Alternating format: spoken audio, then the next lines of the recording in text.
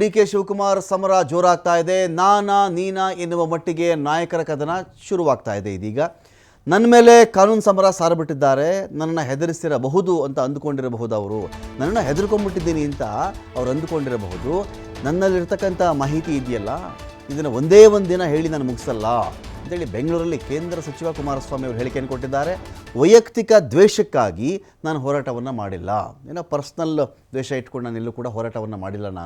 ನನ್ನ ಹೆಂಡತಿ ತಮ್ಮನ ಮೇಲೂ ಕೇಸ್ ಹಾಕ್ಸಿದ್ರು ಇವರು ಅಂತ ಹೇಳ್ತಾರೆ. ಇವರು ನನ್ನ ಹೆಂಡತಿನೂ ಬಿಡಲಿಲ್ಲ, ತಮ್ಮನ ಮೇಲೂ ಕೇಸ್ ಹಾಕ್ಸಿದ್ರು ಅಂತ ಇವರೆಲ್ಲ ಮಾತಾಡ್ತಾ ಇದ್ದಾರೆ.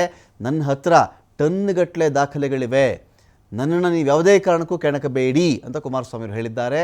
ಐರನ್ ಲೂಟಿ ಕಬ್ಬಿಣದ ಲೂಟಿ ಹೊಡೆದಿದ್ದಾರಲ್ಲ, ಅದರ ಬಗ್ಗೆ ದಾಖಲೆಗಳು ನನ್ನ ಬಳಿಯಲ್ಲಿವೆ ಅಂತ DCM DK ಶಿವಕುಮಾರ್ ವಿರುದ್ಧವಾಗಿ HDK ಆಕ್ರೋಶವನ್ನು ಹೊರಹಾಕಿದ್ದಾರೆ.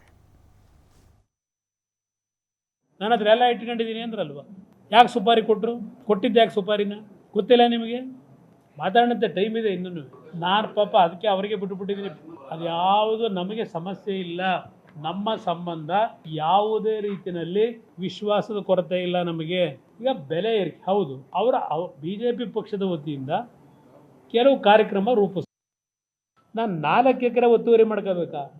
ಒಬ್ಬ ಮಾಜಿ ಪ್ರಧಾನಮಂತ್ರಿ ಮಗ 2 ಬಾರಿ ಮುಖ್ಯಮಂತ್ರಿ ಆದಂತನು 4 ಎಕರೆ ಭೂಮಿ ಒತ್ತುವರಿ ಮಾಡ್ಕೋಬೇಕಾ?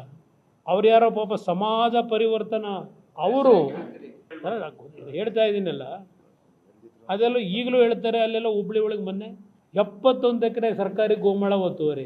ನಾನು ಸೂಪರ್ದಿರ್ ಇರೋದೇ 47 ಎಕರೆ.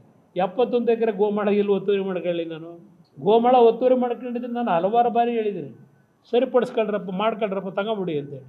ಇಷ್ಟು ಮಟ್ಟಿಗೆ ಈ ರೀತಿ ನೀಚತನದಲ್ಲಿ ಒಬ್ಬ ವ್ಯಕ್ತಿಯ ಕ್ಯಾರೆಕ್ಟರ್ ಅಸೋಸಿಯೇಷನ್ ಮಾಡಬಾರ್ದು. ದಾಖಲೆ ಇದ್ದರೆ ಬಿಡುಗಡೆ ಮಾಡಿ. ಅತಿಕ್ರಮಣ ಮಾಡಿದರೆ ಇಲ್ಲ ಅಕ್ರಮವಾಗಿ ಏನಾದರೂ ಸಂಪಾದನೆ ಮಾಡಿದರೆ ಆ್ಯಕ್ಷನ್ ತಗೊಳ್ಳಿ.